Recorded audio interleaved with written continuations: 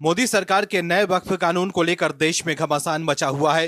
विपक्ष के लोग इस कानून का विरोध कर रहे हैं, लेकिन मोदी सरकार का कहना है कि इस कानून से देश के लोगों का ही फायदा है। लेकिन हर मुद्दे की तरह इस मुद्दे पर भी विपक्ष के लोग जमकर राजनीति कर रहे हैं। विपक्ष की तरफ से कपिल सिब्बल और अभिषेक मनु सिंह भी नए वक्फ कानून के खिलाफ सुप्रीम कोर्ट में पक्ष रख रहे हैं। वहीं मोदी सरकार भी एक्शन में है। सुप्रीम कोर्ट में सुनवाई के दौरान मोदी सरकार की तरफ से सॉलिसिटर जनरल तुषार मेहता ने जोरदार दलील दी है, जिसके बाद सिब्बल और सिंघवी की चिंता जरूर बढ़ गई होगी। जिसके बाद अब सुप्रीम सुनवाई के बाद नए वक्फ कानून के विरोध में खड़े लोग चिंतित नजर आ रहे हैं और वो विरोध दर्ज करा रहे हैं। क्या है खबर, बताते हैं आपको इस रिपोर्ट में। दरअसल वक्फ संशोधन कानून 2025 के विरोध में दाखिल याचिकाओं में कानून को संविधान के अनुच्छेद 25 का उल्लंघन बताया गया है। अनुच्छेद 25 धर्म की स्वतंत्रता की गारंटी का अधिकार देता है। वहीं केंद्र ने याचिकाकर्ताओं की इस दलील पर तगड़ा जवाब दिया है।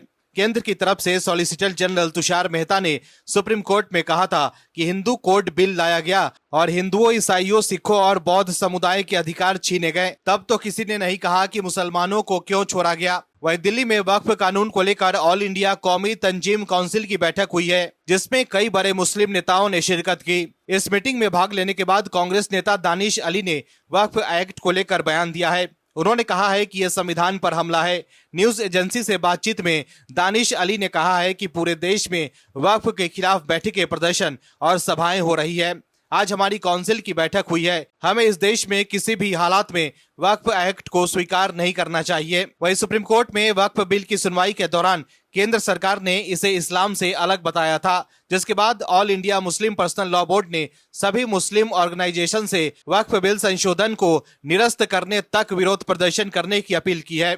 दर्शकों, सुप्रीम कोर्ट में हुई सुनवाई के बाद जिस तरह से विपक्ष के लोग और मुस्लिम संगठनों के लोग विरोध कर रहे हैं और धरना प्रदर्शन की बात कर रहे हैं, उससे साफ है कि उन्हें डर है कि कहीं सुप्रीम कोर्ट में मोदी सरकार की न जीत हो जाए। मुस्लिम पर्सनल लॉ बोर्ड ने मुस्लिम संगठन को एक साथ मिलाकर वक्फ बचाओ संविधान बचाओ नामक आंदोलन शुरू करने की अपील की है। वहीं बीजेपी भी वक्फ के मुद्दे पर विपक्ष के आरोपों पर पलटवार कर रही है। छत्तीसगढ़ राज्य वक्फ बोर्ड के अध्यक्ष डॉक्टर सलीम राज ने कहा है कि नया वक्फ कानून मुस्लिम समाज के हित में है। कांग्रेस द्वारा भ्रम फैलाया गया था कि मस्जिद इमामबाड़ा की जमीनें भी ले ली जाएगी, लेकिन 1 इंच भी जमीन नहीं ली गई है।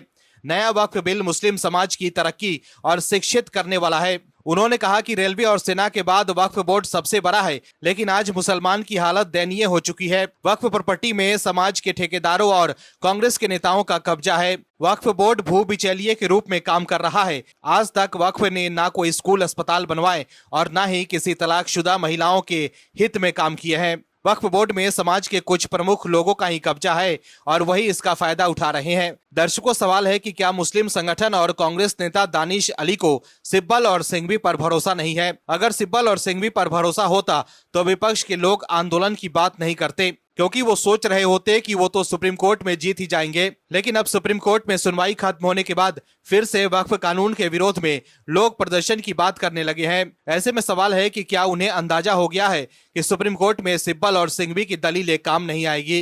Bureau report, OMH news. आप दर्शकों से विनम्र निवेदन है कि चैनल को सब्सक्राइब जरूर करें।